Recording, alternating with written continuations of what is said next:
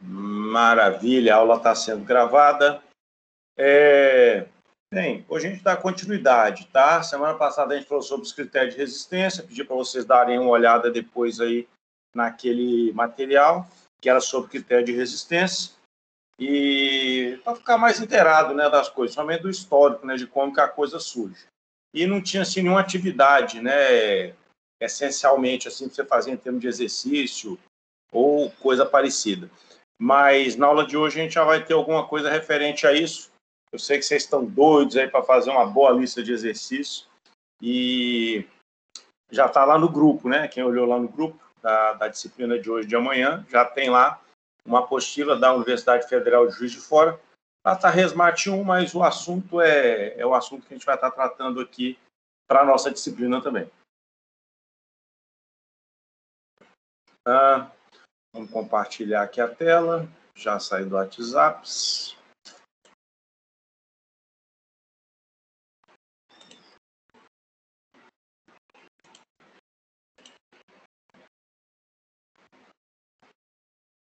Beleza, tela compartilhada. Aqui. Então, daquele material que eu mandei lá para vocês, capítulo 3, a introdução à análise de tensões e deformações. Tá? Então, estudo de tensões, o Emerson deve ter falado alguma coisa para vocês aí no semestre passado, a resistência de materiais 1, eu acho que foi ele que trabalhou com vocês essa disciplina. Não fui eu. Não fui eu. Então, deve ter sido ele. Tá? Ou a Natália, tá? De nós três aí. Então, a gente tem que tensão, ela pode ser expressa, né, ou encarada aqui como uma extensão do conceito de pressão. Pressão o quê? É a força aplicada em uma área. A tensão também é a força aplicada em uma área. Então, pressão, força sobre área, tá? Neste caso aqui, as pressões são iguais, eu tenho que a força que vai ser aplicada aqui, já que essa área é maior e as duas coisas são iguais, essa força vai ser menor do que essa outra força aqui. E por aí vai. Tá? Unidade de medida, no caso aqui de pressão, tá? No sistema internacional é o Pascal, ou da tensão, né? É o Pascal, que é igual a Newton por metro quadrado. 1 Pascal, ele vai representar uma pressão relativamente pequena. Normalmente se utiliza prefixos como o quilopascal, megapascal, gigapascal e por aí vai, para poder estar representando a quantidade de tensão, ok? Mas pode ter outras também, tá? Pode ter libra por polegada, tá? Que é o KIPS, ok? Tem outras medidas aí que são fora do sistema internacional, mas a gente tem que ver também aí as coisas referentes ao sistema internacional, que é o principal aí para a gente. O módulo da pressão é o mesmo no interior do duto, mas a direção e sentido não. Então, pode dizer, então, que a pressão é uma grandeza vetorial, tá? A direção da força F2, gerada no sistema de êmbolo, é sempre a mesma da pressão atuante na seção 2. E essa direção é sempre normal à superfície do êmbolo. Ok? Sempre normal. Se ela está sendo aplicada aqui, ó, ela forma com esse êmbolo um ângulo de 90 graus. O êmbolo é a mesma coisa que você pega ali uma seringa, né? Pega uma seringa, quando você vai aspirar lá a medicação ou o líquido, aquele êmbolo, ele vem, e ele é o quê? Onde que se aplica a força? Se aplica a força ali na extensão, né, do êmbolo, que tem aquela borrachinha preta. Então, na hora que você aperta ali, é que você consegue injetar o medicamento, né, ou o líquido. E na hora que você puxa, você faz a sucção ou a aspiração, tá? Aí a máxima dos enfermeiros né, você só aplica aquilo que você aspirou. Ou seja, você nunca vai aplicar uma injeção que você não preparou, tá? É a máxima que eles têm lá de falar aí um com o outro. Ok? Beleza aqui, então. Então, o meu raciocínio ele pode ser utilizado aqui no caso em um sólido, tá? Se eu tenho aqui no caso uma força, se eu tenho aqui também uma outra força, nesse sólido aqui, eu vou ter então uma tensão que vai ser gerada nessa superfície, tá? Essas tensões, elas podem ser normais, se ela tiver o quê?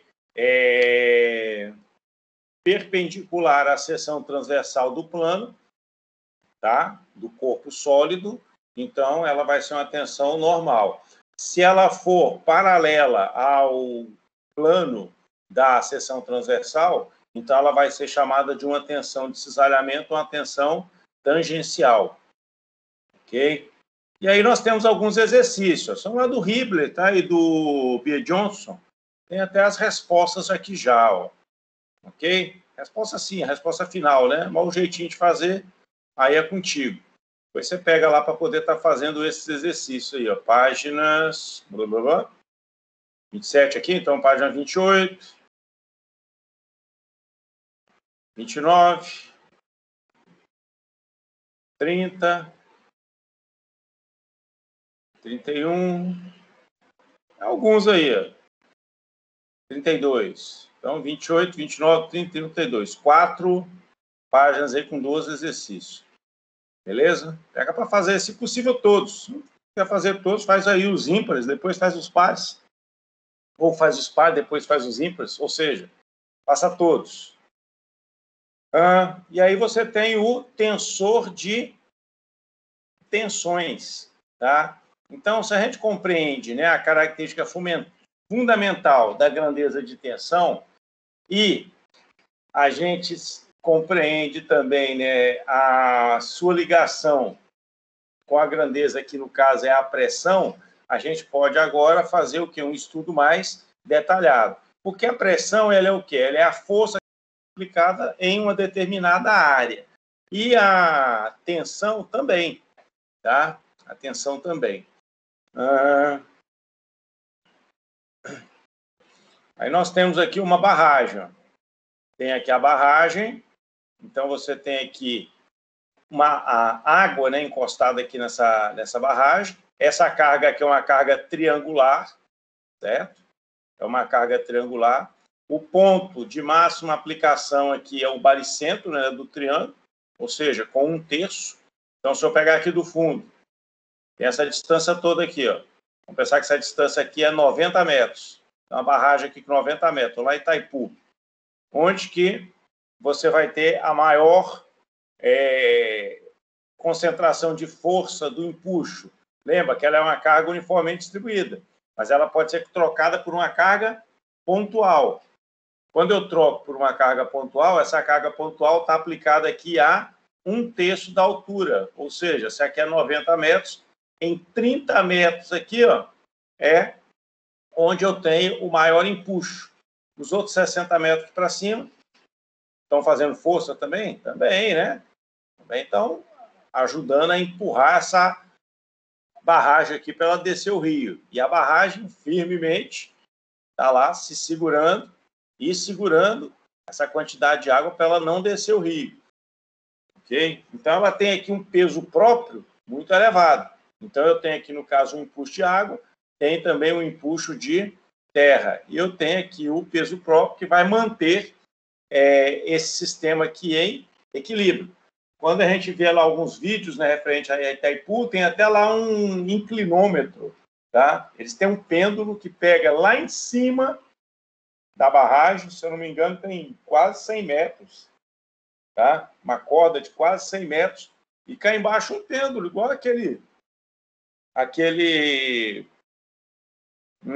igual aquele prumo que a gente usa para encontrar o preguinho, tá? Quando você está fazendo a disciplina de topografia. Acho que eu tenho até um aqui, rapidinho, deixa eu ver.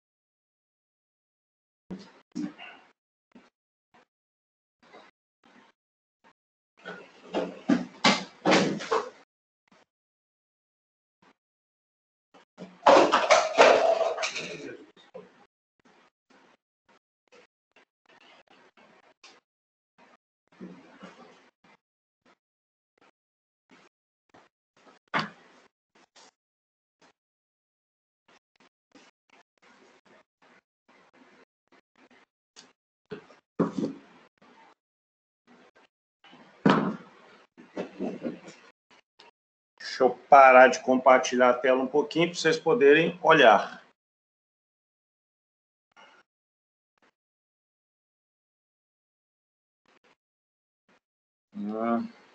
Cadê o compartilhamento aqui da tela?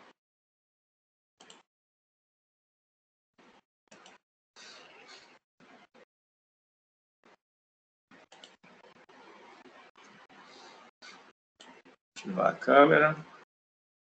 Isso. Então, é um prumo desse aqui, ó. Então, esse prumo aqui era o prumo lá que a gente usava, né, lá na topografia para colocar ele preso lá na estação total ou no teodolito, tá? E essa ponta dele aqui, ó, ficava exatamente no preguinho que a gente batia na estaca, tá? E ali a gente materializava um ponto do fechamento da nossa poligonal, tá? Então lá é um pêndulo, lógico que não é pequeno assim, né? E é um material lá que nem ferrugem, né? Se não me engano, ele é de inox. Isso aqui é de aço carbono, já está meio enferrujado, tá? Enferrujado. Vê se eu passo um óleo nele, que ele vai durar mais tempo. Vou dar uma limpada nele e passar um óleo. Está dentro de um saquinho aqui, mas não é o acondicionamento mais adequado, né, digamos assim. Mas lá em Itaipu eles têm um sistema desse, tá, que é para ver se o empuxo de água não está fazendo com que a barragem como um todo ela se decline a jusante, que é a descida do rio, e nem se decline a montante, que é para subir do rio, ok?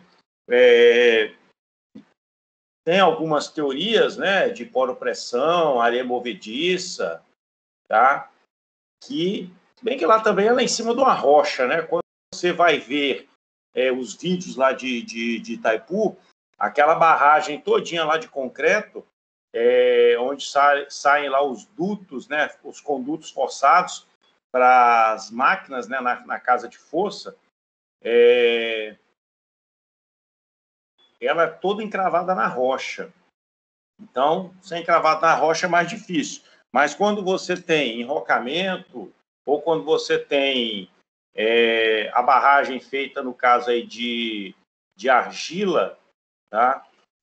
Dependendo, né, da pressão da água, ela pode passar por debaixo da barragem, ok? E quando ela passa por debaixo da barragem, às vezes a barragem até... o mais normal é a barragem toda.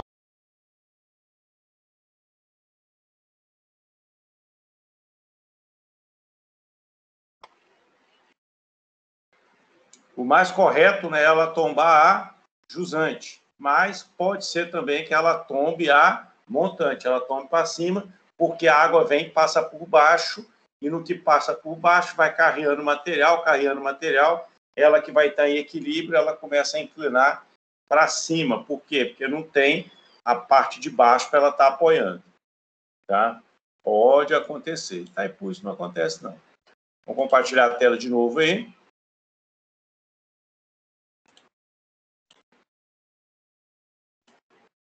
Joia. Pegando aqui. Isso. Então, é esse peso próprio aqui que vai fazer a sustentação.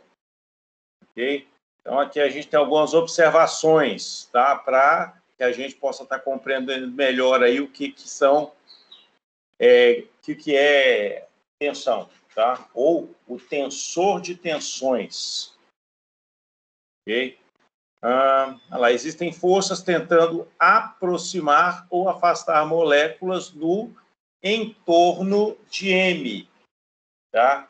As três direções ortogonais gerando tensões normais nessas três direções. Isso é uma premissa, tá? Ou uma observação. E a outra observação que a gente tem é que existem forças tentando deslizar moléculas no interior, no entorno de M, nas três direções ortogonais, gerando tensões tangenciais ou cisalhantes nessas três direções. Tá? Então, tem aqui um pontinho M, tá? A gente pode pensar isso aqui como uma partícula, e essa partícula aqui ela tem tensões normais e tem também tensões cisalhantes ou tangenciais em torno da região desse ponto M, tá?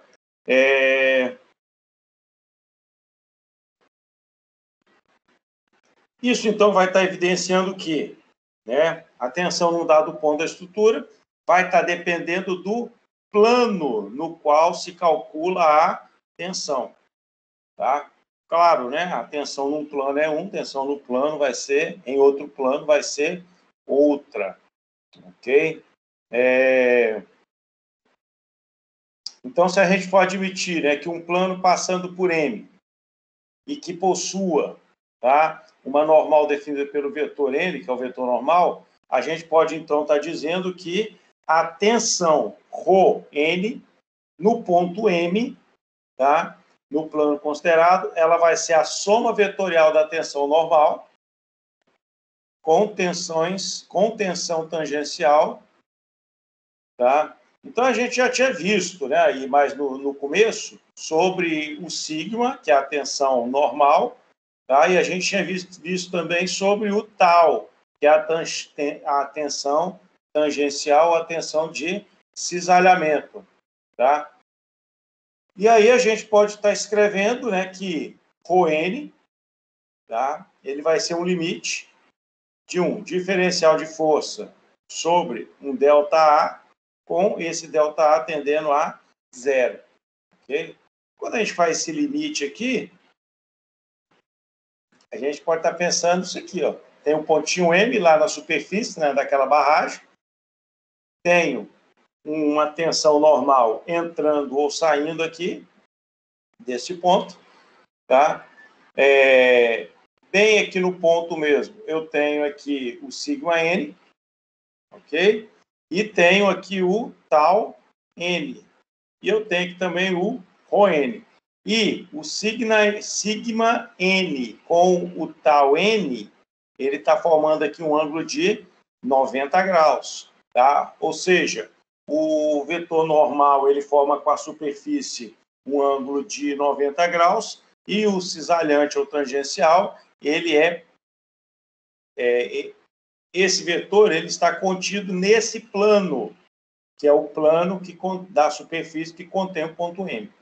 Tá? Então, ele acaba formando aqui um ângulo de 90 graus, eles são, no caso, ortogonais. Tá? E aí, o que a gente tem nela? Cada um dos três planos ortogonais, né? YZ, vetor normal paralelo ao eixo X. XZ, vetor normal paralelo ao eixo Y. XY, vetor normal paralelo ao eixo Z. É possível definir três vetores tensões, tá? Respectivamente, um ρx, um ρy e um ρz, tá? Conforme está indicado na figura aqui para baixo. Que eles vão ser considerados fundamentais no estudo da tensão, tá?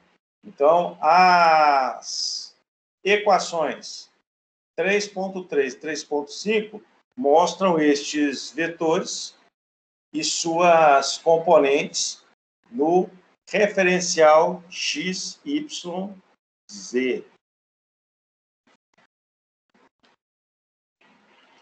Ok? Então, olha só, tenho aqui esse plano. E esse plano aqui é qual plano? É o plano YZ. YZ. Quem é perpendicular a ele? O eixo X.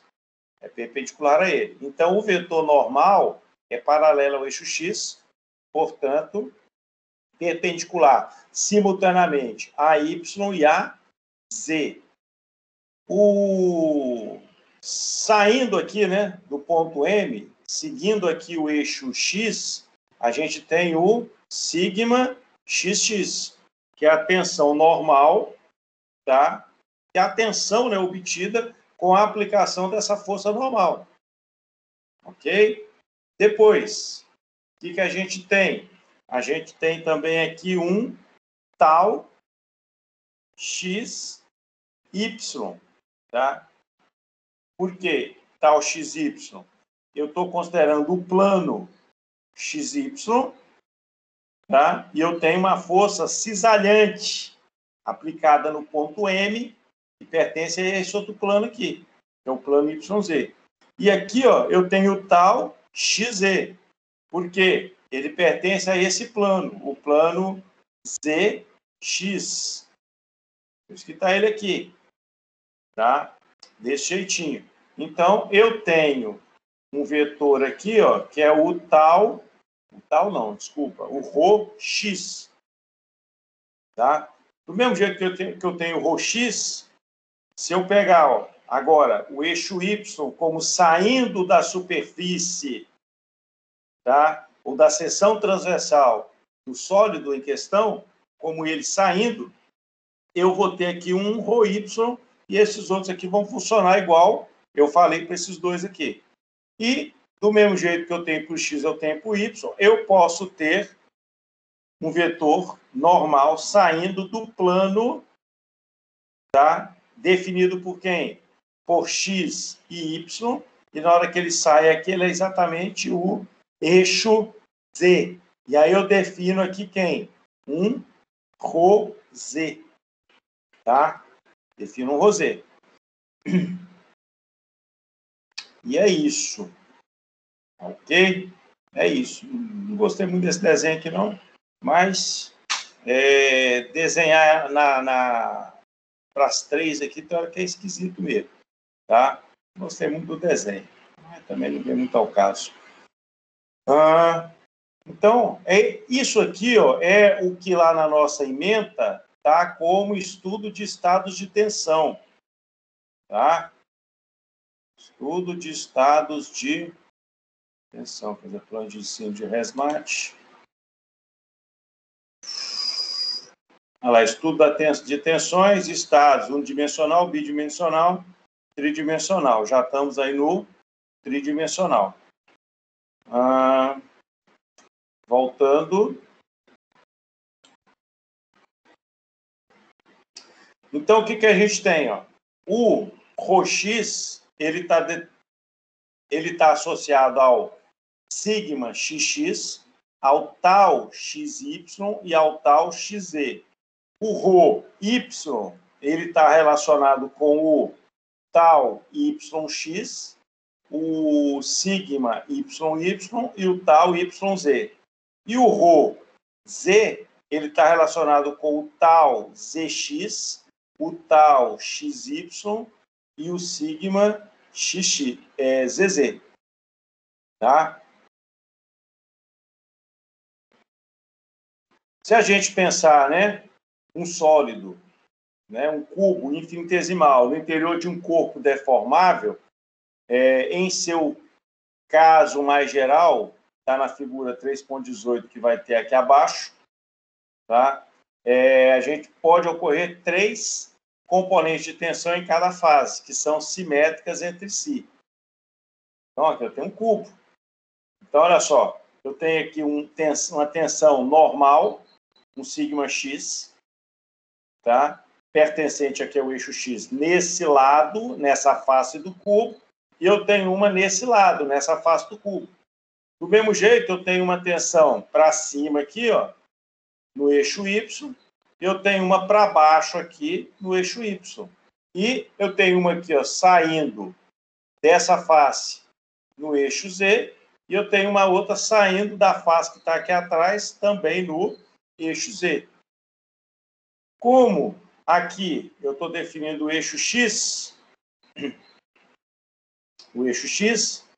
eu vou ter aqui, então, na direção aqui, ó, do eixo y, o tal xy.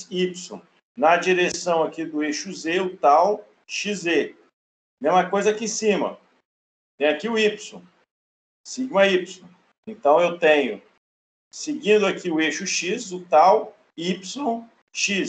Seguindo aqui o eixo z, o tal yz. Do mesmo jeito aqui, ó. O sigma z saindo aqui dessa face.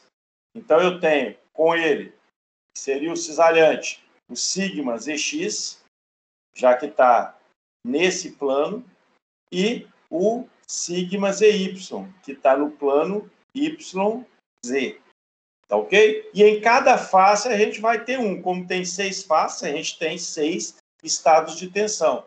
Na verdade, né, esse daqui com esse de baixo são simétricos, esse daqui com esse aqui da esquerda são simétricos, esse da frente com esse que está aqui atrás também são simétricos. Ok? Isso aí, então, vai ser agrupado em um negócio que a gente chama de tensor de tensões. Então, esse sigma aqui é o nosso tensor de tensões, onde você tem tensões normais e onde você tem tensões cisalhantes. E repare que essa matriz aqui é uma matriz simétrica. Olha lá, ó. Tal XY, tal XY, tal XZ, tal XZ, tal YZ, tal YZ. Então, você tem aqui uma simetria. Ou seja, se a gente pegar essa matriz triangular superior aqui e a definir, esses outros termos aqui também aparecem. Uma matriz 3x3 não faz muita diferença. Agora, se for uma matriz 25x25, rapaz, já faz uma diferença danada, né? Vai ter muita conta para você fazer.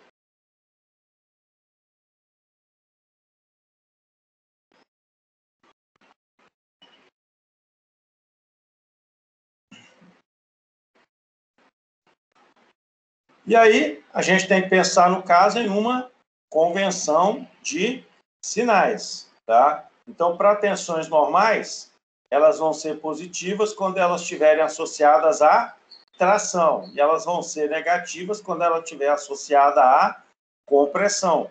Isso aí é o que a gente usa, né? Você vai encher lá uma laje, tem um ferro positivo, tem um ferro negativo. Então, o positivo está na parte da laje que vai estar sendo tracionada e o negativo vai estar na parte da laje que está sendo comprimido, tá? Ou que está sendo comprimida. E para tensões tangenciais, quando a normal externa do solo de tensão apontar no mesmo sentido do eixo coordenado, as tensões tangenciais são positivas. Quando estiver apontando para o mesmo sentido do seu respectivo eixo coordenado. Agora, quando a normal externa estiver apontando no sentido contrário, então ele vai ser negativo. Tá?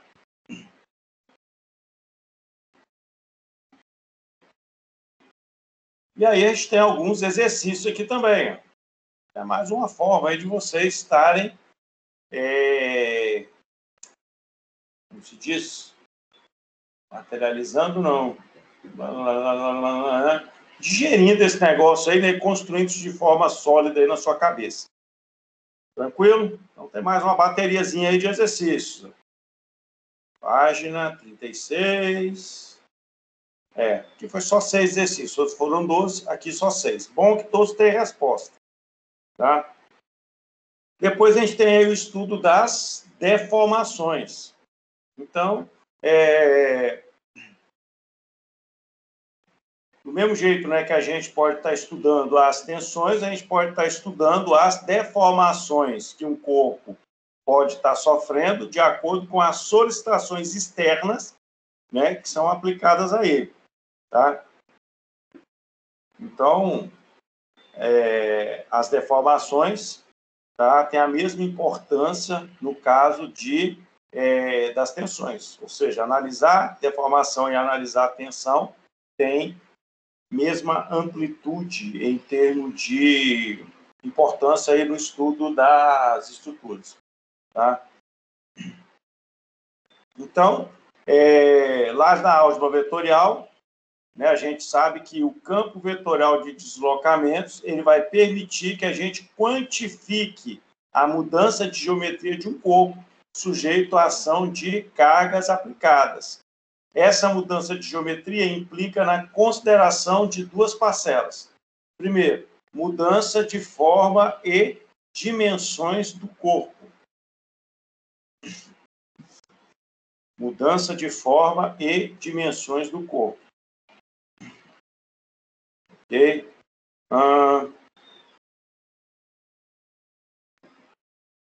Resistências materiais, né, que é de suma importância aí, no caso, na engenharia civil, engenharia mecânica, engenharia aeronáutica, qualquer tipo de engenharia, né, a resistência dos materiais, o estudo, né, dos corpos deformáveis, tá? A gente tem que saber isso, ok?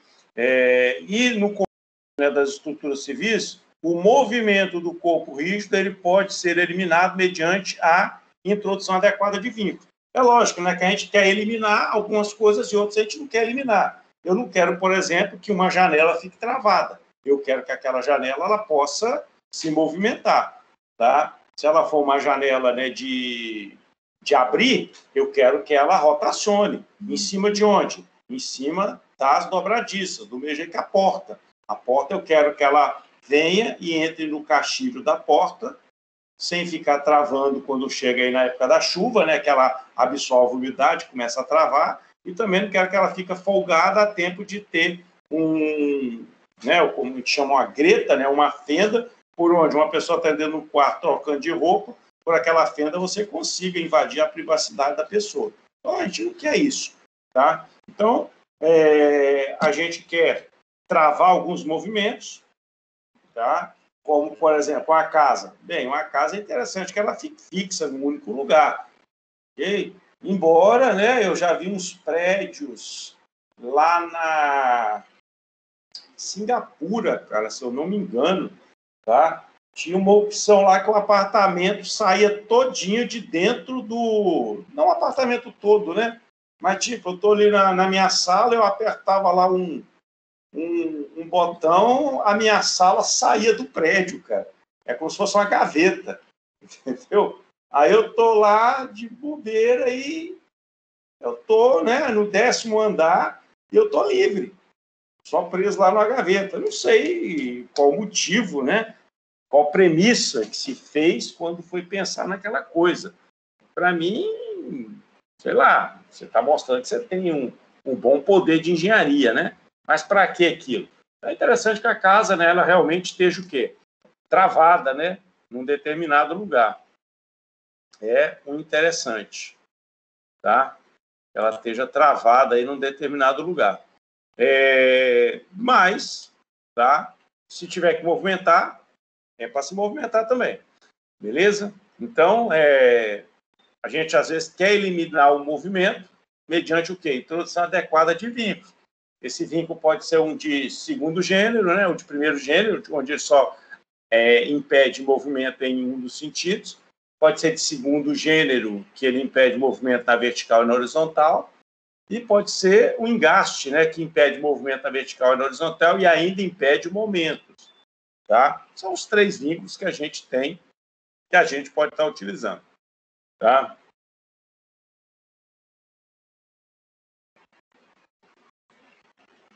E aí nós temos o componente de deformação, ok? Embora o campo, né, de deslocamento seja suficiente para que a gente possa estar descrevendo todas as características, tá, de mudança da geometria de um corpo, a gente também precisa, tá, estar preocupado em estabelecer o quê? Uma relação direta entre a mudança, ok? E as cargas que estão sendo aplicadas àquele corpo, tá? Ou àquela estrutura, aquele elemento estrutural. Tá? E, com isso, a gente vai estar tentando controlar o quê? A distribuição das tensões na superfície do corpo rígido que a gente está projetando ou que a gente está dimensionando. Ok?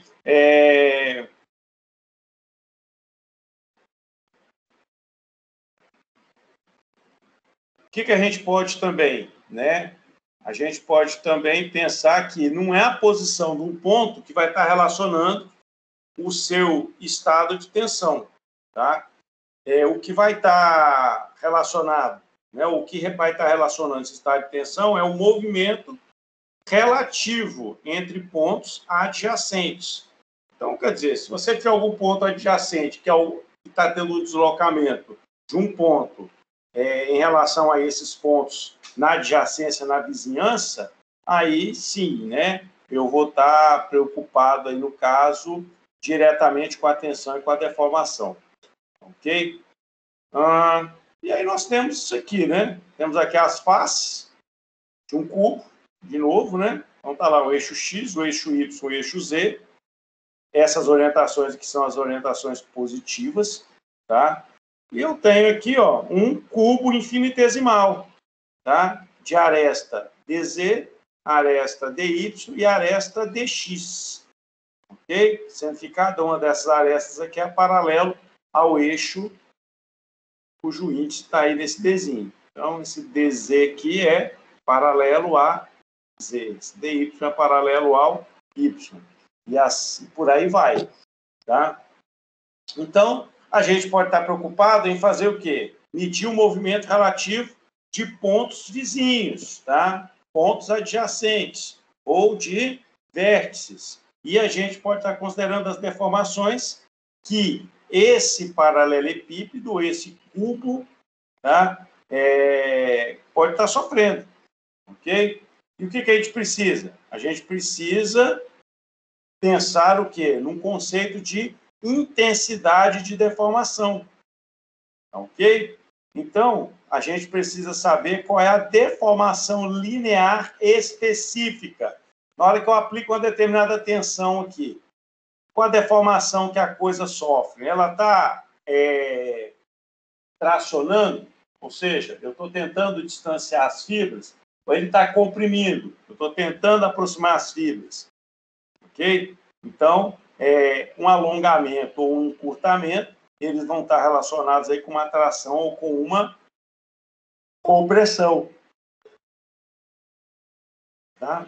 E do mesmo jeito, eu também posso ter uma deformação angular, tá ok? Ou uma distorção angular. E aí a gente vai estar preocupado em quantificar, né, o movimento relativo de pontos adjacentes em um ponto, em um corpo. Tá? Então, quando eu aplico a carga aqui, será que isso aqui está tentando rotacionar de alguma forma? Tá? Está tentando cisalhar de alguma forma? Então, se isso acontecer, é a preocupação que a gente tem que ter em relação à deformação característica. Então, nós temos aí o conceito de deformação linear específica. Se a gente tiver um paralelepípedo retangular infinitesimal, tá? Que é o que está na figura aqui, ó, 3,23. Então, aqui, ó, esse daqui, ó, infinitesimal. Ok? Lá atrás a gente tinha feito ele com as tensões, né? Aqui eu estou tendo a tensão e estou tendo aqui também um DY. Tá? DY, um DZ e um DX. Ok? Então, para esse paralelepípedo retangular infinitesimal, tá? De configuração geométrica indeformada, tá? E nas faces dele estão agindo tensões normais, que é o σx, o σy, o σz, né, que estão relacionados com a força normal. A gente tem que sempre pensar que a tensão não é a força é a força sobre a área. Se a gente estiver chamando, né, de dx, dy, dz, os comprimentos iniciais das arestas do paralelepípedo retangular, na configuração deformada, os comprimentos dessas arestas tornam-se dx mais ΔX. Aqui, ó. Então, aqui tem dx. Antes de eu aplicar a tensão, estou aplicando aqui uma tensão que está tracionando essa face. Uma tensão aqui que está tracionando essa face. Uma tensão aqui, outra lá atrás, que está tracionando essa face. Se está tracionando todas essas faces, lógico que aqui, né, gente, está exagerado. Eu já tenho um negócio aqui que é dy, dx, dz, ou seja, um valor bem pequeno, e devido a essa tração, ele está aumentando de tamanho. Está aumentando quanto? Delta dx. Está aumentando quanto? Delta dy. Está aumentando quanto aqui essa aresta? Delta dz. Tá? Então, quando isso daí acontece,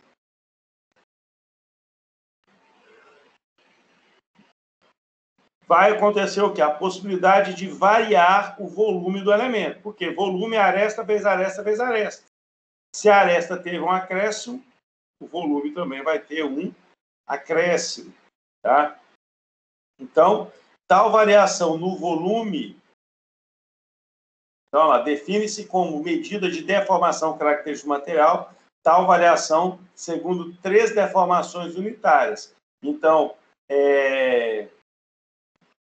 a deformação característica em x é o delta dx sobre dx. A deformação característica em y é o delta dy sobre dy. E a deformação característica em z é o delta dz sobre dz. Então, vai ser, né, interessante que a gente possa estar observando que, quando a gente estiver utilizando, tá, deformação linear, isso vai permitir que a gente possa fazer uma comparação entre deformações deste mesmo tipo, tá, obtidas de diferentes estruturas, ou amostras que a gente fez ensaio, tá? Já que a quantidade de movimento ela é uma quantidade adimensional. Ok? Por quê? Aqui é dy, dy. Então, está em metro, metro, centímetro, centímetro, nano, nano. Vou cortar o de cima com o de baixo. Pronto, acabou. Tá? Então, é adimensional. Tá?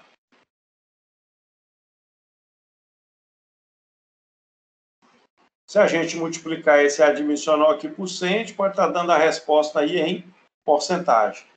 Ok? Essas deformações aqui, ó, elas estão relacionadas com as tensões normais. Beleza?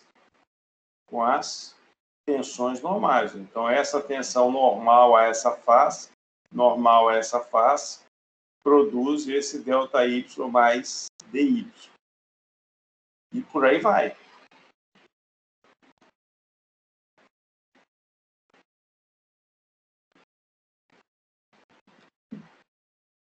Agora, eu posso ter também a deformação devido à força de... A tensão, não é nem a força, né? A tensão de cisalhamento. Então, deformações cisalhantes, tá? Ou distorções. Um sólido deformável pode ainda, né, estar sujeito a um outro tipo de deformação, que vai ser causada, no caso, pelas tensões cisalhantes. E a consequência disso, né, é que essa solicitação feita da estrutura, feita pela tensão cisalhante, ela vai fazer, né, com que surjam mudanças na orientação relativa entre as faces do elemento e vai estar envolvendo variações desprezíveis de volume, ok? Mas é o que vai estar acontecendo. Na figura 3.24, essa figura aqui, tá? Ela vai estar representando um sólido infinitesimal sujeito somente à ação de tensões cisalhantes. No caso, tal XY. Em outras palavras, a gente vai estar pressupondo que as tensões de cisalhamento elas podem estar causando variação de forma. Isto é, uma distorção, mas não uma dilatação apreciável. Tá? Não a dilatação apreciável, mas vai estar causando uma distorção. Repare que a tensão de cisalhamento aqui, olha, o que ela está fazendo aqui com esse sólido? Ó. Esse ângulo aqui, que era um ângulo de 90 graus, ele passou a ser um ângulo menor do que 90 graus. Esse aqui, que também era 90 graus, passou a ser um ângulo maior do que 90 graus. Então, isso aqui é comparado, né? Você pega ali um baralho, né? Não, pega aí os 4, 5 baralhos, tá? Põe um em cima do outro. Na hora que você encosta lá neles, todas as cartas, né, vão se movimentar. Aí vai fazer alguma coisa nesse sentido aqui. Ok? Então, isso aqui é devido ao cisalhamento. Tá? Então, a gente tem um paralelepípedo retangular e depois ele está com uma deformação cisalhante. Então, essa medida de variação relativa entre as faces do elemento pode ser dada pela variação do ângulo.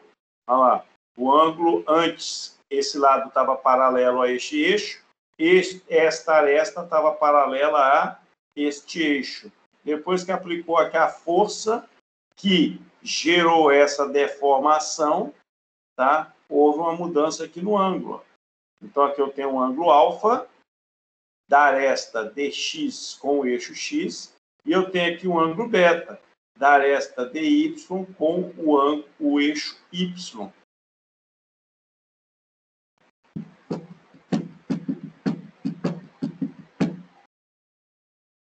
Ok? E aí nós temos, né, um gama xy, onde esse gama xy, tá, ele vai ser igual a alfa mais beta. Está aqui nessa figura, ó, o alfa e o beta.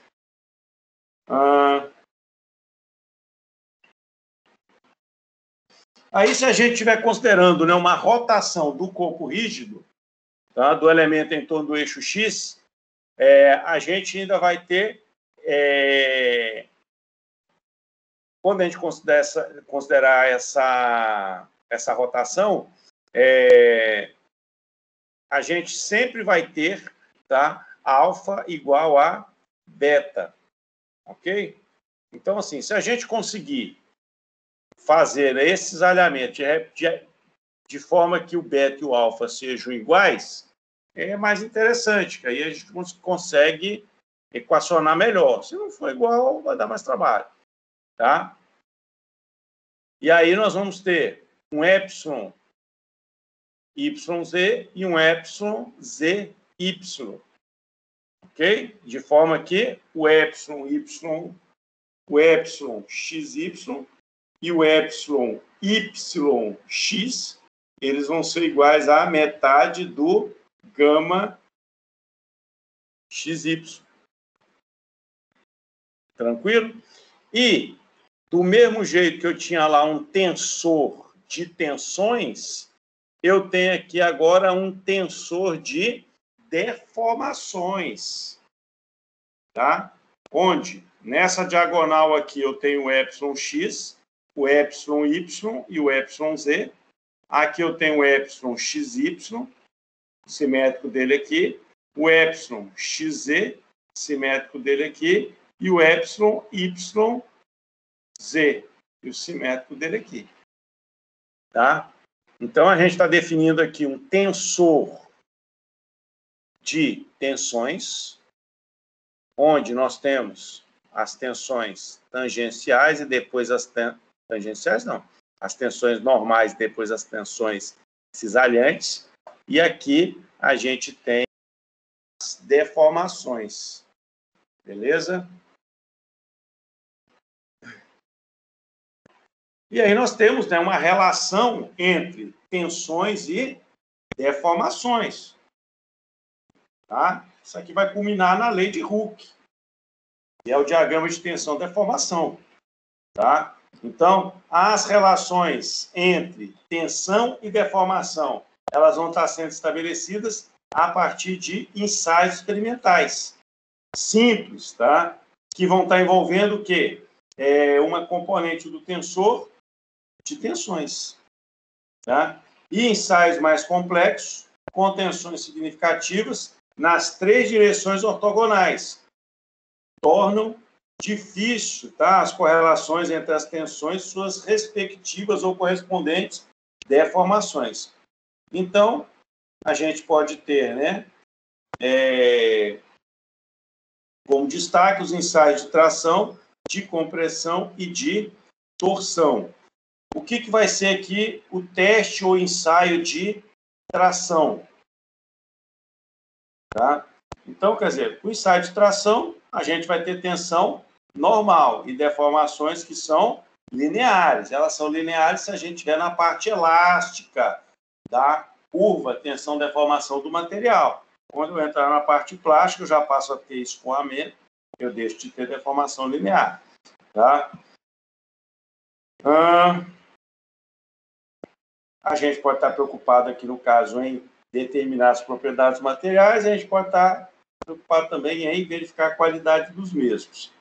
Ok? Então, isso daqui, ó, é chamado de um corpo de prova, um CP, do material que vai ser testado. Repare que aqui eu tenho um ponto, aqui eu tenho outro ponto, tem aqui um relógio comparador.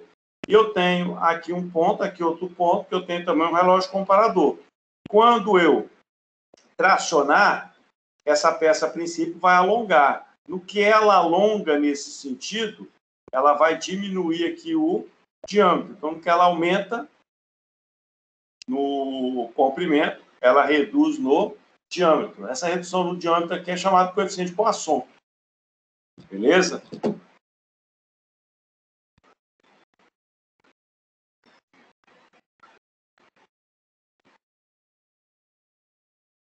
Isso. E aí, o que é que nós vamos ter? O ensaio que a gente vai realizar lá na bancada, tá? Ele, na prensa, né, no caso. No caso, seria nem uma prensa, né? Seria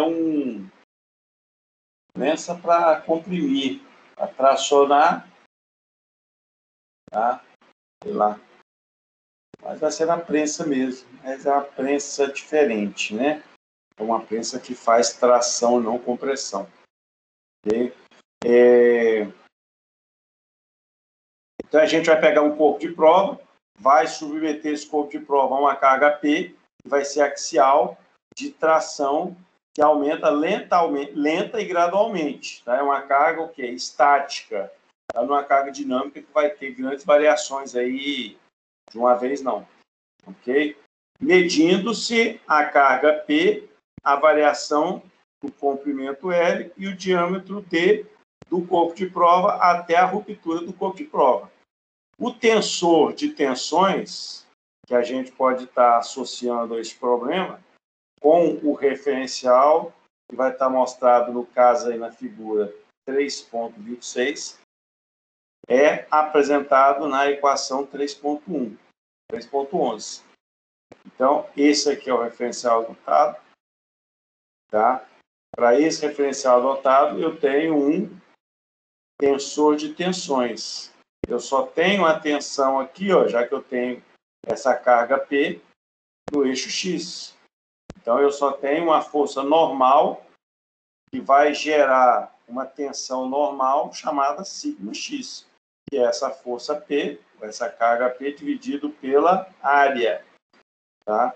Demais valores, ó, todos iguais a zero.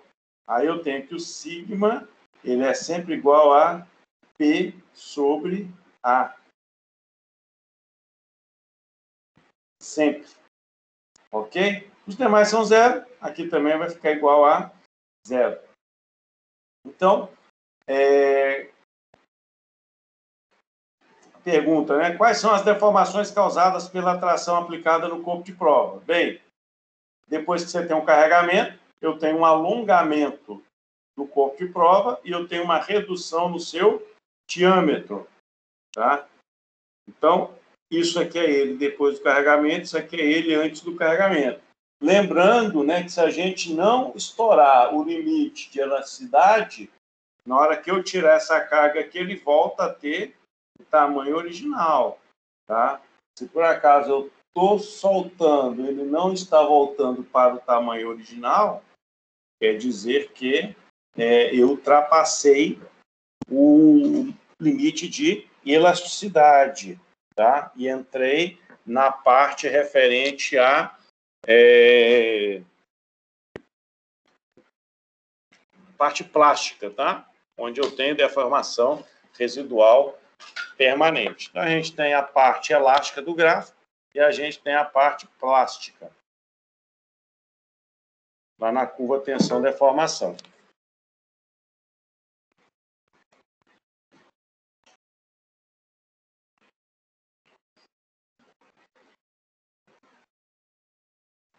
Generalizando aqui, ó, o que a gente tem? O sigma x, que é a tensão normal na face, né? Que é perpendicular, na face que tem o eixo x perpendicular a ela, vai causar a deformação εx, εy e εz. O ΔY também vai causar as três. E o delta, o sigma z, também vai estar causando o εx, o εy e o εz.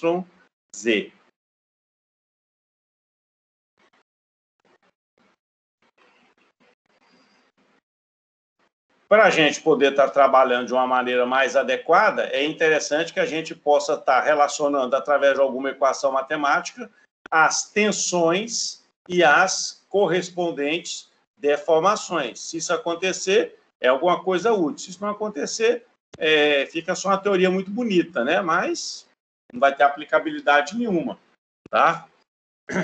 Então, eu tenho aqui, ó, uma carga P, e eu tenho aqui uma variação no comprimento da peça, tá?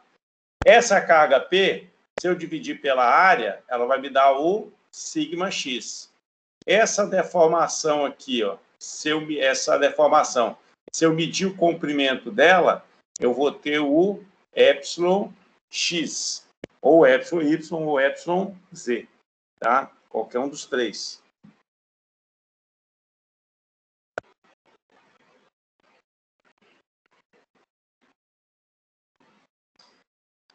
Essa forma aqui, ó, desse diagrama, ela vai estar dependendo do tipo do material. Quando você tem materiais que são mais duros, né, os materiais frágeis, ela tem mais essa cara aqui.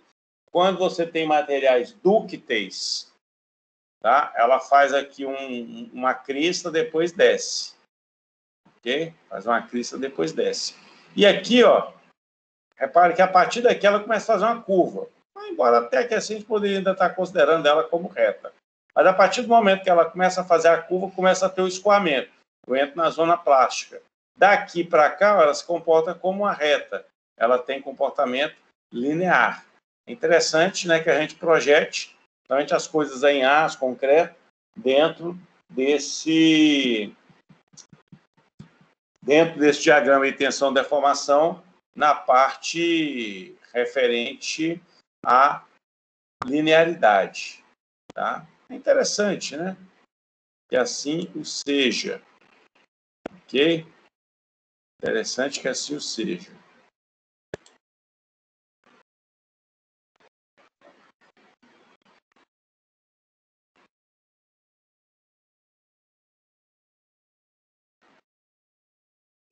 Aqui, ó. Está aqui o material frágil. Ele tem, né, um diagrama de tensão e deformação, ó, bem definido. Até o 1 aqui ele está bem linear. Depois do 1 ele começa a querer fazer uma curvinha. Tá? Até a hora que ele vem na ruptura. Aí você tem um material dúctil, sem patamar de escoamento. Ele sobe aqui, ó, depois ele vai perder resistência. Depois ele vai perder resistência, ou seja, à medida que a tensão vai aumentando, ele vai aumentando muito a sua deformação, tá? Isso aqui é um material dúctil sem patamar de escoamento. E aqui eu tenho um material dúctil com patamar de escoamento. Então, ele faz o quê? Ele vem subindo até 1 aqui, ele está linear, depois ele começa a escoar. Chega um determinado momento que ele dá uma escorregada maior aqui, ó, tá? Ou seja, a deformação aumenta muito, mesmo sem a tensão, tá? Normal ter aumentado tanto. Então, neste caso aqui, eu tenho esse patamar. Um patamar igual na escada, né? Você vai subir na escada e tem um lugar lá na escada que tem um espaço maior. Aquilo é um patamar. Tá? Então, material duplo sem patamar de escoamento. O que é que nós temos, então? Ó? A gente pode estar classificando os materiais em função do seu comportamento. Tem material frágil, que no caso é o concreto, é o vidro, tá? Ruptura. Ponto R de ruptura vai estar dando com valores de εx menor do que 5%. Tá? Valor do εx menor do que 5%. A gente pode também estar preocupado com o material dúctil, sem patamar de escoamento, que é essa figurinha aqui do meio, ok? Que vão ser o que? Aços especiais com alto teor de carbono, que são materiais mais duros, né? Como uma broca, tá? Como, às vezes, um punção, uma talhadeira, um ponteiro, uma alavanca, qualquer coisa desse tipo aí. E para essas coisas desse tipo, que vai ter, no caso, esse comportamento de escoamento, tá? A ruptura, né? Ela vai se dar para valores do εx maior do que, muito maior do que 5%. E o material não apresenta patamar de escoamento. Onde há o quê? Um aumento de deformação com a tensão aproximadamente constante. Tá? E depois, a gente tem aqui, por último, letra C, que é o material dúctil com patamar de escoamento. Então, o material dúctil com patamar de escoamento vai ser para aço comum, para aço com baixo teor de carbono, a ruptura.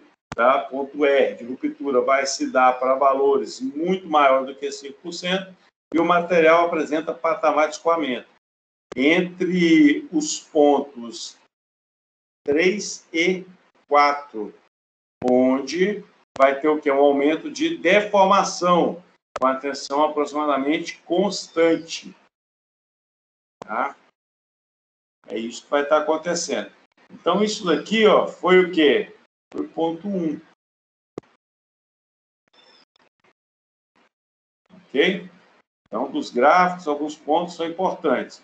Então, a gente tinha aqui o ponto 1, 3 ensaios aqui para ele, jogando aqui para cima.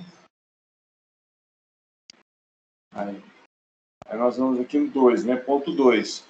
Limite de elasticidade. Quando o corpo de prova é carregado acima desse limite, não retorna à sua configuração inicial, quando descarregado. Acima deste ponto, passam a existir deformações permanentes ou plásticas. Tá? O aço no limite de elasticidade e proporcionalidade, no aço, né, esses limites são muito próximos. Tanto que normalmente não se faz muita diferença entre esses dois níveis de tensão. Materiais que possuem esses dois limites muito próximos são chamados de materiais elásticos lineares, que serão os objetos de estudo desse curso. Beleza? E aí nós temos o terceiro ponto, tensão ou ponto de escoamento. Tensão de escoamento ou ponto de escoamento. Então, o limite de elasticidade e o limite de proporcionalidade são difíceis de se determinar com precisão. Em razão disso, o que a gente faz? A gente utiliza a tensão ou o ponto de escoamento, que vai estar caracterizando o início do comportamento que no caso é não linear elástico. Tá?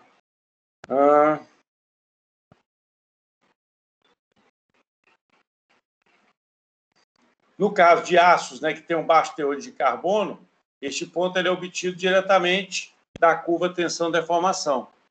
Tá? Já para aços especiais com alto teor de carbono, o ponto, né, ele é arbitrário, como sendo a tensão que provoca a tensão que provoca, né, uma pequena deformação residual. Que pequena é essa? 0,2% apenas após você descarregar, retirar a carga. Tá? Mas você tem a tensão residual. Ok? Você tem a deformação residual permanente. Não tem como fugir dela. Tá? Durante a fase elástica, para nível de tensão até o limite de elasticidade ou tensão de escoamento para efeitos práticos, a relação entre a tensão σx e a deformação εx pode ser escrita na forma tensão x é igual a tangente de alfa e x, que é igual a AE e x. Então, isso daí está fazendo o quê? Uma restituição, né, da coisa. Tá bom? E este E, ele é exatamente o tangente de alfa. Ele é o coeficiente angular da reta, conhecido como módulo de elasticidade longitudinal ou módulo de Young, Então, gente, ele vai nos acompanhar agora o resto da vida, né? Já tenho certeza que na resistência 1 já foi falado para você alguma coisa desse modo de Young, tá? Tenho certeza. Se não foi, tá falado agora, tá ok? Isso aqui é devido a quem? A um rapaz chamado Robert Hooke, ou a lei de Hooke, tá? Ele obteve essa proporcionalidade há mais de 300 anos. Quer dizer, o cara não era fraco, não. E com a lei de Hooke, você consegue relacionar a tensão com a deformação. Ok?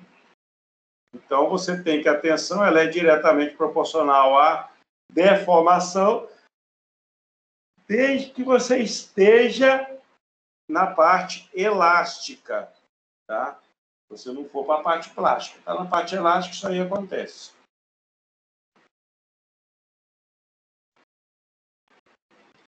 Deixa eu só abastecer minha água de novo aqui, rapidinho.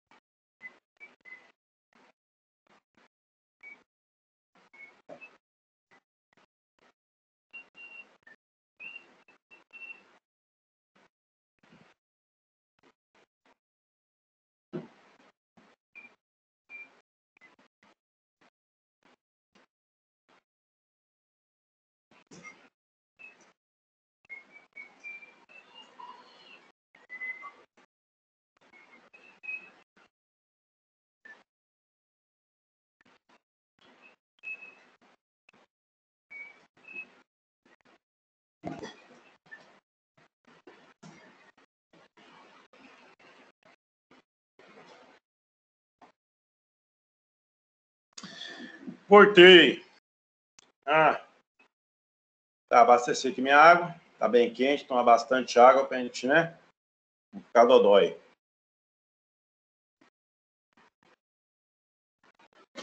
Então, esse modo de Young, né, a elasticidade longitudinal, que é o E, e a gente viu, né, a elasticidade transversal, que é o G, a gente viu nas aulas mais do começo do semestre, tá?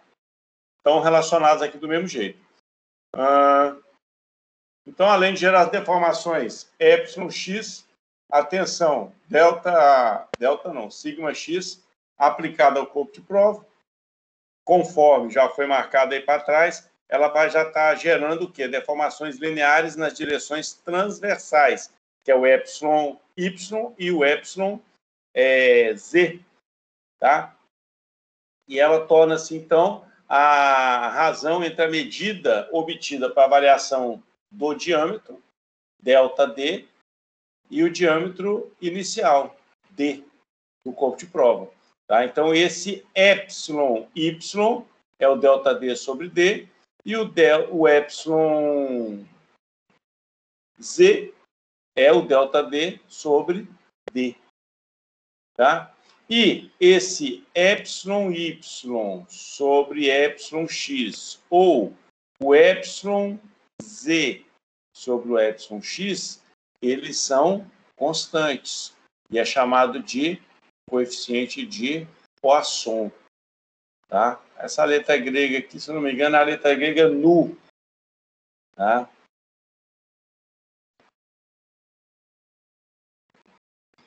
Então, o Vzinho aqui, o nu, é denominado coeficiente de Poisson, é a característica física do material. Tá? Alternativamente, as equações 3.15 podem ser escritas também desse jeito aqui. Porque já que isso aqui é constante, eu posso dizer, então, que o epsilon x... Eu posso dizer, então, que o epsilon y vai ser igual a epsilon x vezes menos nu.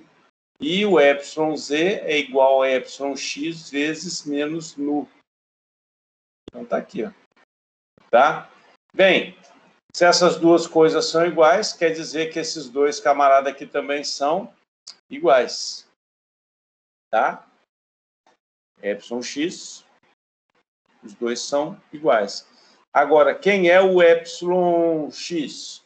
O epsilon-x é o sigma-x sobre E. Epsilon-x é o sigma-x sobre E. Então, o que a gente pode ter aqui resumido, né? Ó, caso estivesse atuando simultaneamente o sigma-x, o sigma-y e o sigma-z, a gente teria que o epsilon-x vai ser igual a sigma-x sobre o E, que é o modo da cidade, menos o coeficiente de Poisson vezes sigma-y sobre E, menos o coeficiente de Poisson sigma-z sobre E.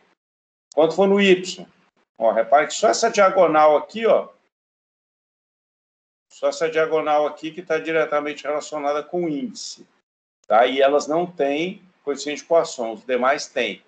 Nesse outro aqui, menos no sigma-x sobre E, sigma-y sobre E, menos no sigma-x sobre E. E depois, menos no sigma-x sobre E, menos no sigma-y sobre E, mais sigma-z sobre I. Então, eu tenho essa matriz aqui para poder estar trabalhando. Ok? O que a gente vai ter, né? A característica, né, de isotropia do material, ela vai estar reduzindo sensivelmente o número de constantes elásticas que vão estar relacionando tensão com deformação. Ok? O estudo detalhado de cada fase do ensaio de tração é feito no curso de laboratório de resistência de materiais. Está dizendo que aqui é cadeira do próximo período, não é o caso da gente, né? É porque a gente não tem laboratório, infelizmente. Aí depois nós temos os ensaios de compressão, tá? O ensaio da agora há pouco foram ensaio de tração, agora tem o ensaio de compressão. No ensaio de compressão, a gente vai ter semelhante, né, ao de tração, só que ao invés de haver o alongamento, vai ter uma redução, um encurtamento do corpo de prova. Tá? Tendo esse encurtamento, depois os resultados vão ser muito semelhantes. Tá, ok? E a gente tem também depois o ensaio de torção. A gente chegou até a ver bastante coisa de torção, mas ainda no começo do semestre. Ok? Está dizendo lá para a gente que o ensaio de torção ele vai ser uma alternativa ao ensaio de cisalhamento. Faça as dificuldades que apresentam o ensaio de cisalhamento na aplicação de cisalhamento puro no corpo de prova. Okay?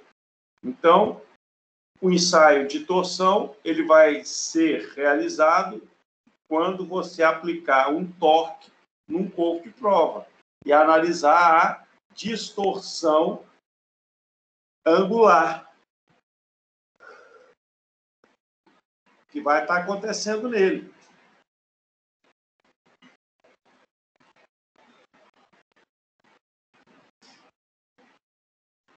Então, na verdade, o que está acontecendo?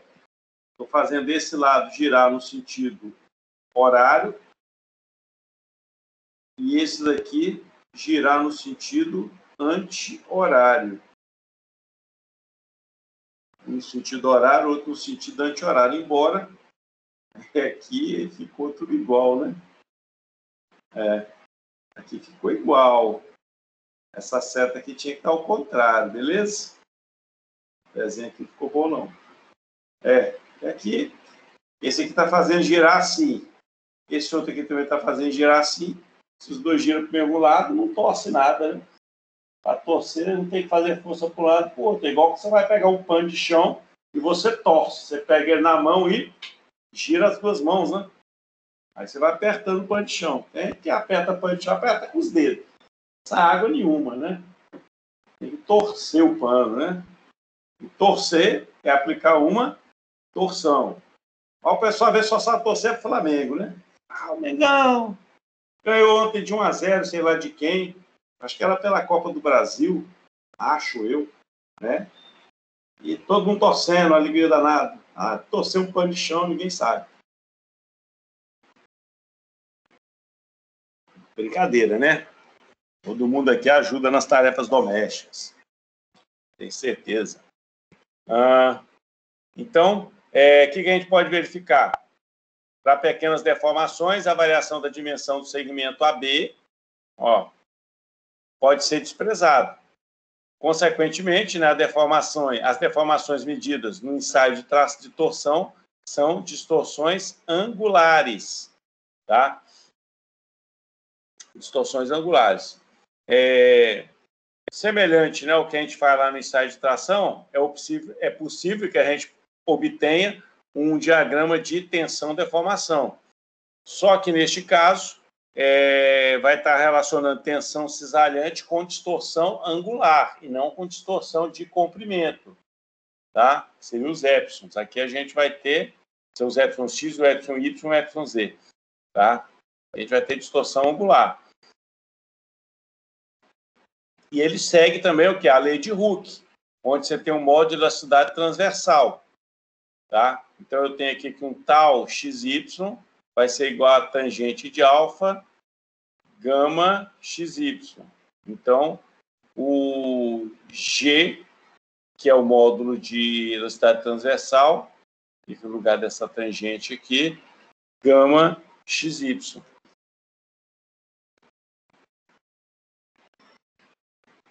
E aí, o que a gente pode observar também?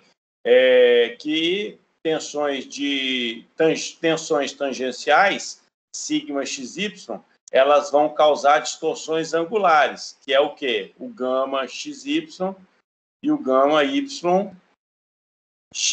e o gama YZ. Tá?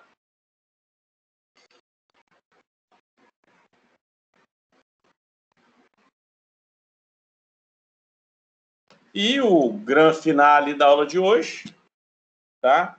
Para a gente ficar aqui, de acordo com aqui o nosso plano de ensino.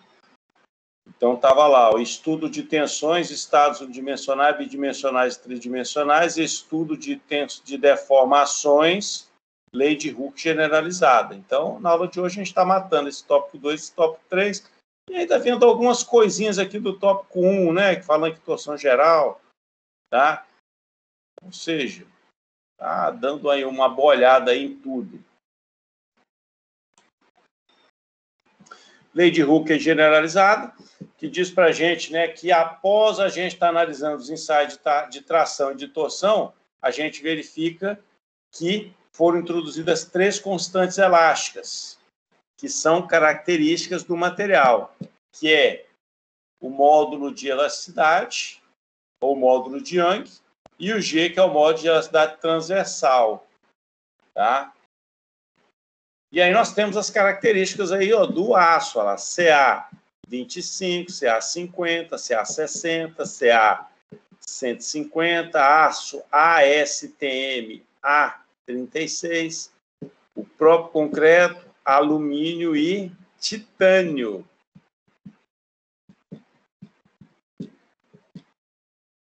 Tá? E titânio. Então, para cada um deles, olha só, eu tenho o módulo de elasticidade de Young, tá? Eu tenho o módulo de elasticidade transversal, relacionado com a rotação. Eu tenho um coeficiente de Poisson, tá? Tem a tensão de escoamento. Então, olha lá, um aço CA50, ele vai ter faixa de trabalho elástica até 500 megapascal. Um aço CA60, ele tem parte elástica até 600 megapascal. Então, eu não vou querer que meu aço escoe. Se eu não quero que ele escoe, eu não vou permitir que ele seja submetido. Não vou permitir que ele seja submetido a uma tensão superior a 500 megapascal, já que eu sei que o meu aço, né, a grande maioria dos aços que a gente usa na construção civil, são CA50. Tá?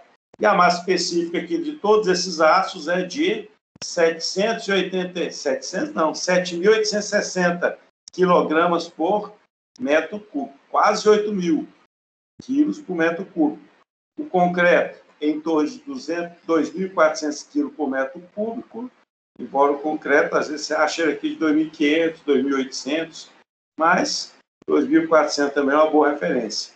O alumínio, que vai ser 2.710 kg por metro cúbico, e o titânio, tá? Que vai ser 4.460 por metro cúbico. Beleza? E o titânio, olha lá, a tensão de escoamento dele altíssima, né? Mas o que acontece, né? Quem vai fazer uma estrutura de titânio? Sei lá, tá? Pinos de titânio o pessoal usa em prótese, né? A pessoa lá teve um problema lá na cavidade da bacia, entre o fêmur e a bacia. Então, está desgastando lá o osso. Ela vai lá, faz uma prótese de titânio e coloca. Ok? Mas isso daí. Tem umas bicicletas aí por aí também que é feita de titânio. A estação espacial é feita de tungstênio. Tá? Eu não digo ela toda, né? Mas boa parte dela é de tungstênio.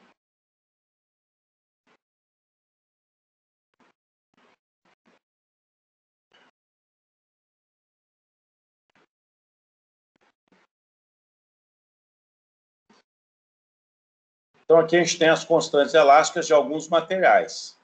Modo de Young, velocidade transversal, coeficiente de Poisson.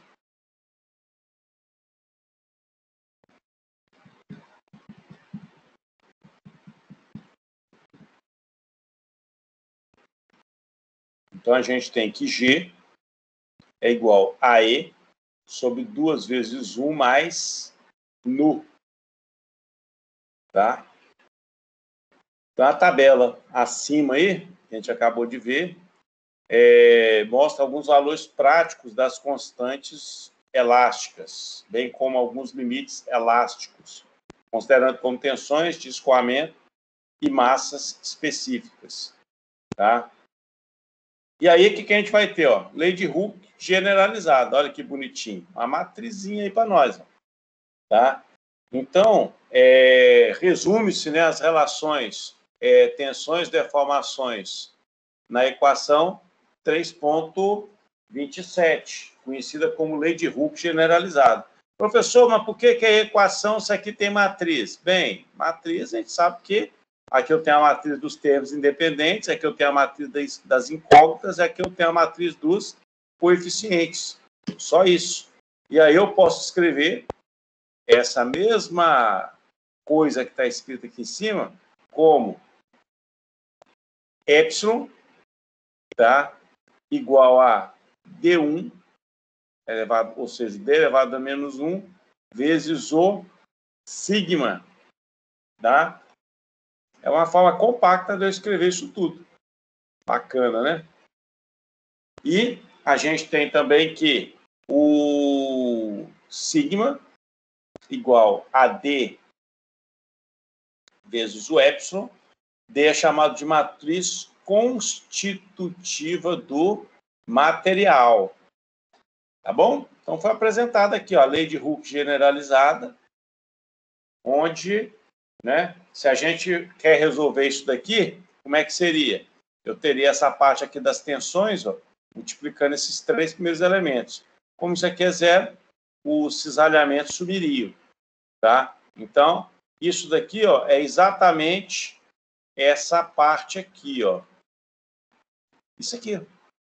Olha lá, ó, sigma x sobre epsilon, nu sigma y sobre E, nu sigma z sobre E. Poisson, sigma x sobre E, e por aí vai. É exatamente isso que está aqui, ó. Olha lá. Só que aí o sigma x está aqui, né? Mas é lá, sigma x sobre E. Se eu multiplicar, eu pego essa linha, multiplico por essa coluna. Então, eu vou ter 1 sobre E vezes sigma x sobre E. Menos nu sobre E, quando eu multiplico sigma y, dá menos nu sigma y sobre E. E por aí vai. Tá bom? E aí temos também o quê? Alguns exercícios para serem feitos. 2 somente. Tá? 2 somente.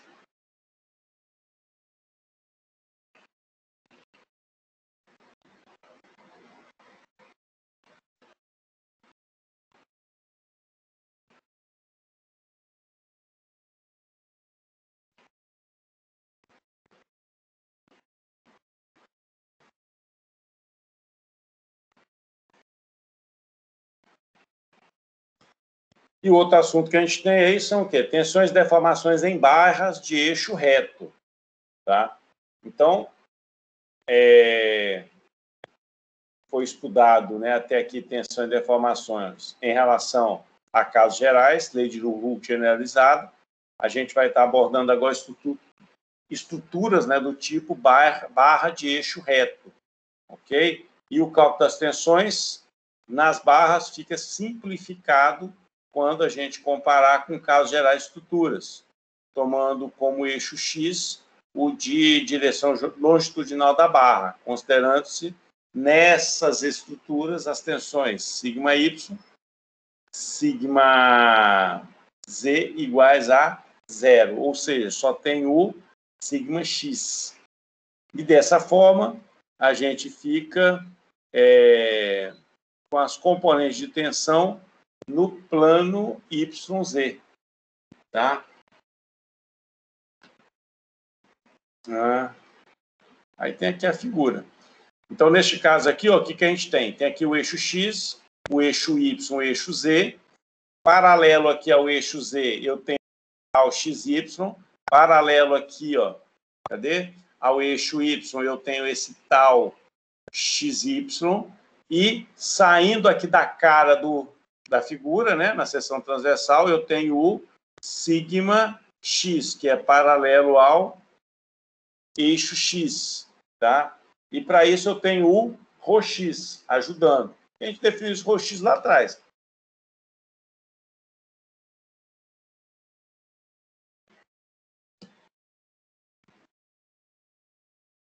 E para isso, para esse sistema aqui particular, né, que são as barras,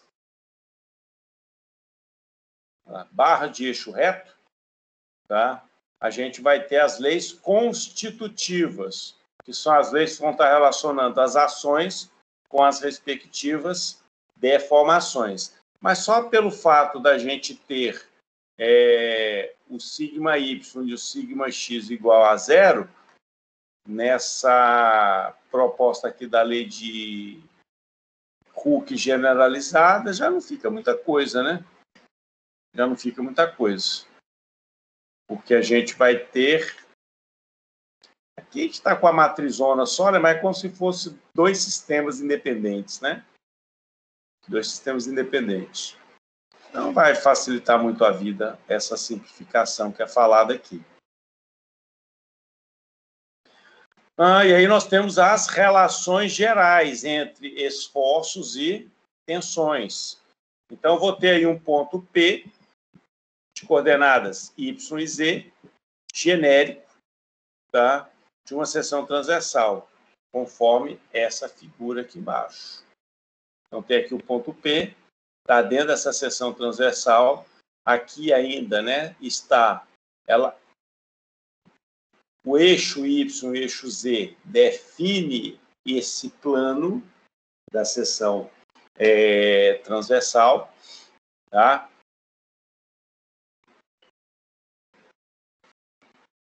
Temos aqui... Cadê? Isso. Aí eu vou ter aqui uma deformação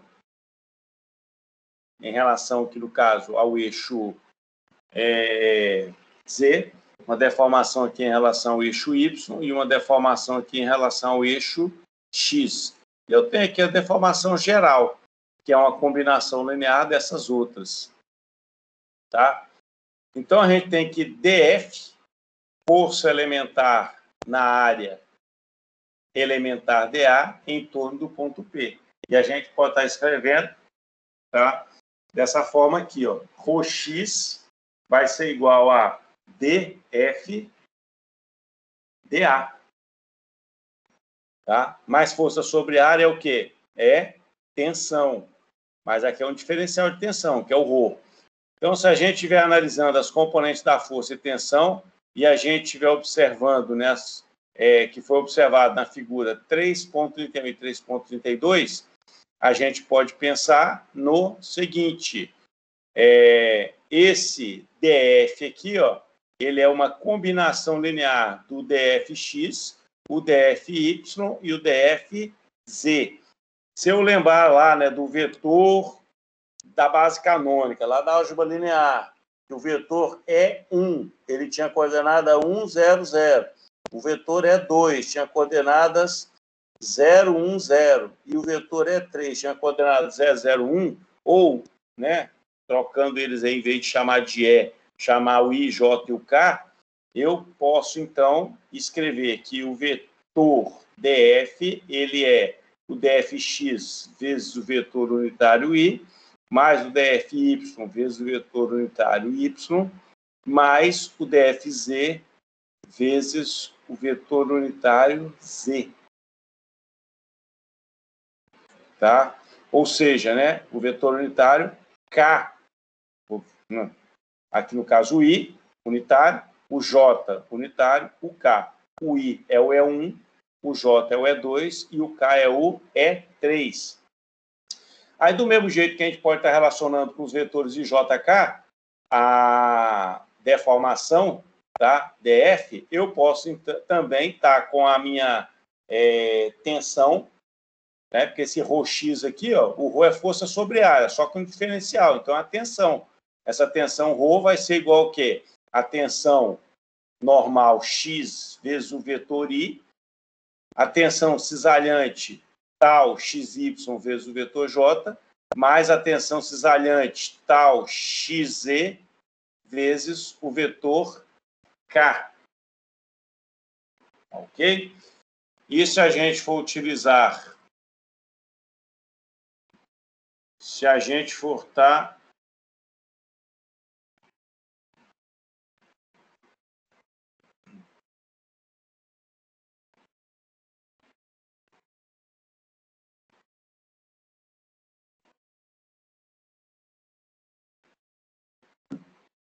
como é que fala? Se a gente for estar utilizando oh, Jesus Cristo. Se a gente utilizar esse Rhox aqui igual a DF sobre DA, tá? Utilizar isso daqui, a gente fica com... Cadê? Esse DA, ele pode ser passado para cá, ó, multiplicando o Rhox. Então, eu fico com o DFX igual a sigma x, certo? Vezes o DA. Então, é uma variação algébrica dessa daqui de cima, tá? A gente pode ter também a variação algébrica aqui, ó, do DY, olha lá, o DFY, como sendo o sigma XYDA, e o DFX como sendo o, falei sigma, né? O tal XYDA. Ok? E aí, o que a gente pode estar fazendo? Bem, a gente pode estar escrevendo, então, algumas coisas aí de forma diferente, né? Ó, lá da mecânica geral e da análise estrutural, o que a gente vai estar obtendo? A gente pode estar obtendo que N, que é o normal, ele vai estar relacionado com a força aplicada na direção do eixo X, tá? Que vai estar relacionado com uma integral de área, tá? E um diferencial em relação ao eixo X, ok? E essa integral dessa força, quando aplicada nessa área, ela vai dar para a gente o quê? A integral dessa mesma área do sigma x dA. A gente tem que o Q, isso aqui força normal, tá ok? Olha lá, QY, que é o quê? O cortante em relação ao eixo Y.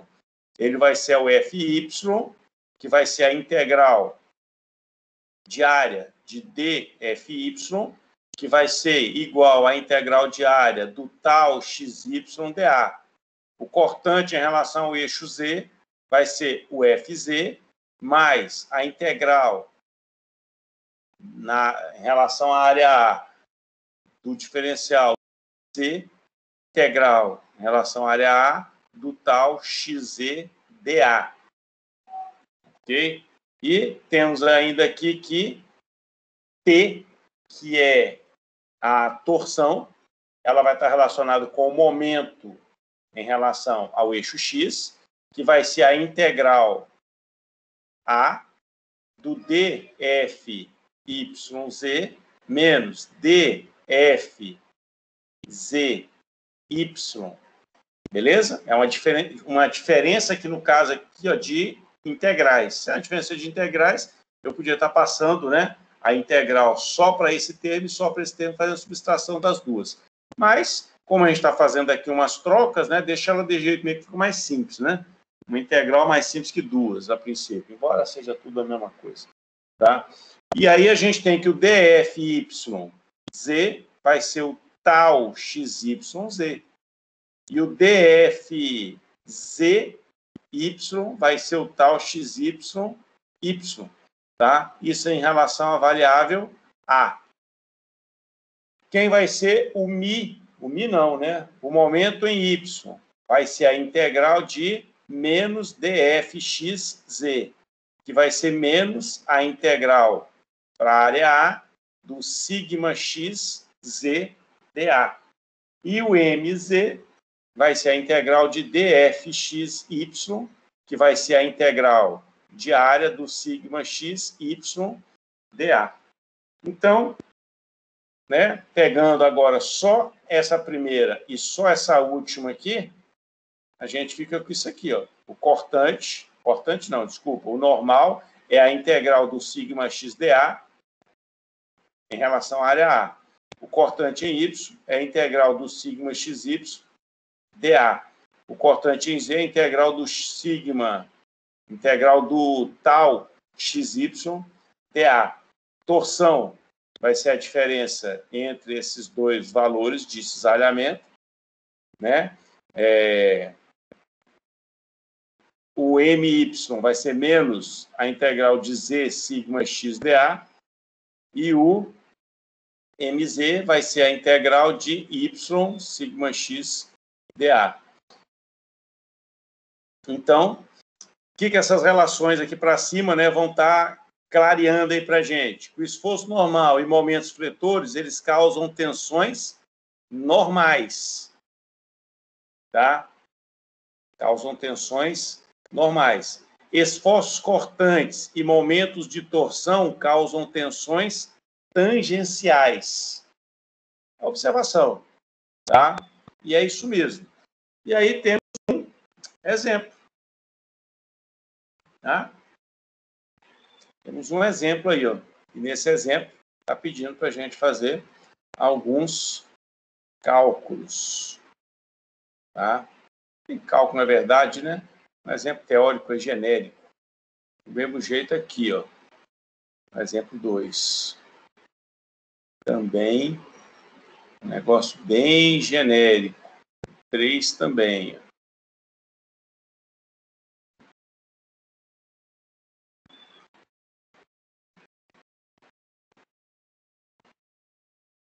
Tá, e é isso. Ok? Então, era esse capítulo 3 que ia estar abrangendo esse tópico 2 e esse tópico 3 aqui, ó, da nossa ementa, tá? Do nosso plano aqui de ensino. Então, o tópico 2 e o tópico 3 foram abordados ali. Critério de resistência a gente comentou na aula passada. Está faltando aqui a gente falar alguma coisa ainda do tópico 4, do tópico 6 e do tópico 7. Embora a flambagem é um negócio que a gente fala rapidinho, né? Não é muita coisa, não. Ok? E introdução também à teoria da elasticidade também não é muita coisa. No critério de resistência lá, nos critérios de resistência já falou alguma coisinha. Certo? Ou seja, a gente vai estar concluindo, né, a parte teórica do nosso conteúdo, todo aí dentro do nosso conteúdo aí, todo dentro do prazo, né, curtíssimo, relâmpago que a gente tem, mas dentro dele, mesmo sendo curtinho, a gente vai estar cumprindo aí a ementa, tá? E cumprindo o conteúdo. Então, o que eu falo para vocês estarem fazendo, né? Pega aí os exercícios dessa unidade 3, não são muitos, tá? Façam todos eles aí e me envie, tá ok? Façam todos eles aí, pega a resolução e me envia. Se você quiser fazer um negócio bacana, né? Ou seja, anotar o enunciado, para você ter o enunciado já registrado no seu caderno, depois você só escaneia e me manda, tá? Só escaneia e me manda. Professor, aqui falhou, repete, por favor. O que eu estou dizendo é o seguinte, no capítulo 3 dessa apostila da Universidade Federal de Juiz de Fora, temos alguns exercícios que foram propostos. Já tem até a resposta, mas não tem o desenvolvimento. Então, o que eu vou pedir para vocês? Resolva todos eles e me mande, tá? Porque já vai servir aí como uma atividade de avaliação, beleza? Já vai servir para a gente como uma atividade de avaliação. Eu acho interessante, eu sempre fiz assim, quando eu vou resolver exercício, eu anoto o enunciado e depois eu ponho a resolução embaixo, tá? Porque depois você fica naquela, né? Tem uma resolução. Cadê o enunciado daquilo? Ah, tá no livro. Cadê o livro? Não está perto. Aí você não tem o enunciado com o exercício. Quando você vai estudar de novo, é uma parafernália, né? Aí você não consegue estudar direito. Qual é a dica, então?